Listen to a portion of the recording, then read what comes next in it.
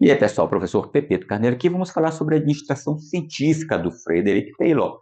Como vocês estão vendo, ele era engenheiro mecânico, e vocês vão perceber o quanto que as profissões dos teóricos influenciou a área de estudo dele dentro da organização. Como o Taylor era engenheiro mecânico, ele estudou o processo produtivo ali dentro ao nível de tarefa. Então, ele encaixava as atividades a partir do processo dele, do entendimento dele de engenharia. Com qual objetivo? Acelerar a produção, buscar eficiência. Outra coisa que vocês irão perceber ao longo do estudo das teorias é que todos eles buscavam eficiência, cada um dentro do seu contexto. Porque até um certo tempo, os ensinamentos do Taylor, os estudos, as intervenções do Taylor foram extremamente benéficas para a indústria. A partir de um determinado momento, elas se demonstraram insuficientes. Aí veio uma outra teoria, aí vieram outros estudos e foram aprimorando até chegar no que nós temos hoje. Mas, no final das contas, todos eles estavam buscando atender uma demanda, todos eles estavam buscando se adaptar à situação, ao contexto organizacional. Buscavam sempre gastar menos e lucrar mais, que esse é o princípio básico da maioria da maioria das organizações. Então, um dos princípios que o Taylor trouxe foi a divisão do trabalho. Em que sentido? Eu vou produzir um armário. Como que as pessoas faziam antes?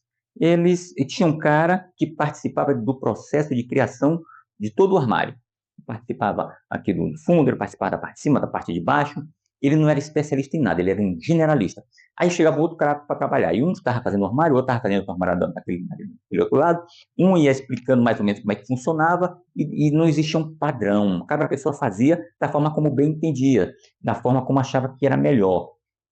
E as coisas iam evoluindo de uma maneira empírica. E aí o que o Taylor trouxe? Ele trouxe o estudo, ele trouxe a observação. Por isso, ele ganhou a alcunha de pai da administração científica, porque a ciência é isso, é observação. E a partir do momento que ele começou a observar, ele identificava qual é a melhor maneira de se desenvolver esse pedaço do armário. Qual é a movimentação que eu tenho que fazer? Qual é a altura que o trabalhador precisa aplicar?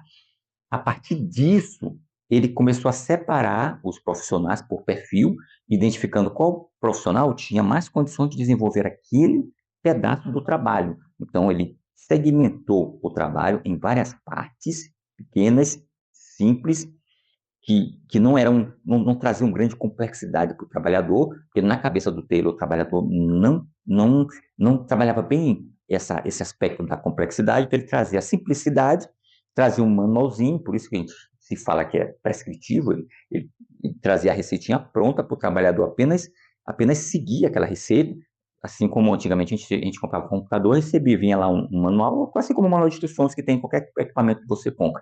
Então ele tinha um manual e ele desenvolvia especificamente aquele pedaço da tarefa.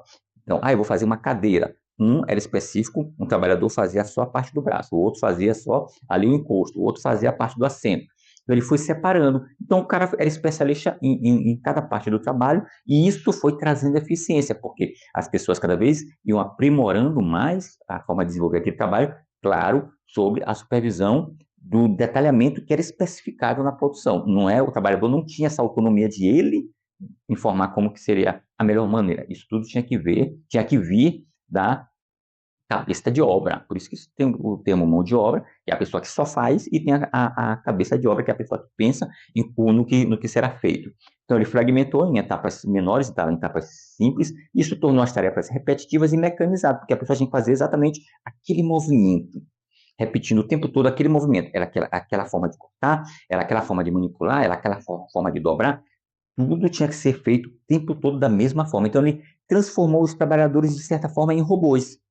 Eles tinham que executar só aquele movimento o tempo inteiro. Então, trouxe, de fato, uma repetitividade dentro daquilo ali e uma mecanização. Muitas vezes, o trabalhador nem sabia o porquê ele estava fazendo aquilo. Ele sabia que ele tinha que fazer daquele jeito porque estava escrito no manual, estava determinado e isso era supervisionado. E trouxe até por essa mecanização, ele trouxe uma inflexibilidade, trouxe uma rigidez para o processo produtivo, que tinha que ser feito sempre daquela mesma forma. Se eu precisasse fazer uma alteração em uma determinada peça, o processo produtivo não estava pronto para isso. Ele não tinha essa flexibilidade. Ah, então essa parte aqui vou mandar para um outro setor para a gente fazer uma adaptação. Essa adaptação não existia. Tinha que ser feito, o processo todo tinha que ser um conjunto de pequenos processos, de pequenas atividades que deveriam ser feitas sempre da mesma forma. Então, ele trouxe, de fato, uma rigidez para o processo, mas com o objetivo de ganho de eficiência.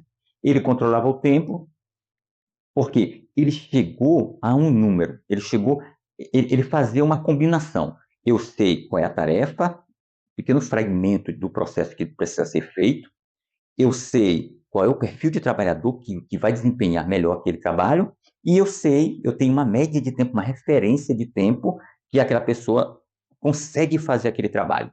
E aí ele ficava cronometrando, porque se fugisse daquela faixa de tempo que ele tinha determinado, alguma coisa estava errada. Então ele fazia esse controle também de tempo.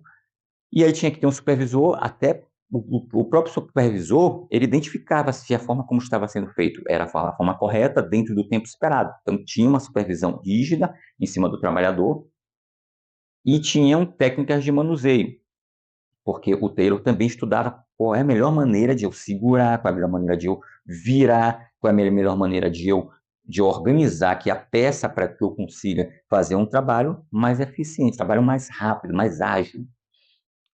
Isso tudo influenciava em todo esse processo. Os trabalhadores. Aí o que aconteceu? O Taylor trouxe formas melhores de se desenvolver aquele trabalho. Então, se eu estou sendo mais produtivo, a empresa está lucrando mais, isso começou também, claro, a chamar a atenção dos trabalhadores. E aí o Taylor implementou o salário por peça, que é nada mais do que ganho por produtividade. Cada peça que eu produzia, eu ganhava um valor, uma comissão. E isso trabalhava um pouco o fator psicológico. O grande problema aqui é que o Taylor, na época, entendeu que esse era o único fator motivacional. Se eu der para eles a forma como eles têm que fazer, tudo simplificado, tudo mecanizado, tudo determinado, prescrito, e der um bom salário para eles, o trabalhador está feliz da vida e isso é uma grande garantia de sucesso perene para uma empresa. Depois se descobriu que não era apenas isso. Vocês vão ver nos estudos das relações humanas, que o Elton Maio, o Hesberg, outros autores como Maslow, teoria das emoções, vocês vão ver que a coisa não era bem assim, mas o pensamento do Taylor, que foi seguido também pelo Ford, era nessa linha. Salário por peça, o comissionamento. Estava errado? Não estava errado. O único detalhe era a limitação que ele trouxe de acreditar que isso era o único fator que seria responsável em motivar o trabalhador. E ele, como eu já comentei, ele fez essa divisão. O cabeça de obra, que era a mente pensante, e os operários, que eram a mão de obra, que eram aquelas pessoas responsáveis apenas em executar. Ele não tinha, de acordo com a linha de investigação, a linha de pensamento do Taylor, esse trabalhador não tinha capacidade de trazer ideias, de alterar o processo produtivo, de melhorar o processo produtivo. Esse processo produtivo só poderia ser melhorado com as pessoas que tinham o perfil que ele entendia que era o perfil das pessoas que iriam trazer essas inovações, que eram as cabeças pensantes, os cabeça de obra. Beleza? É isso. Até a próxima.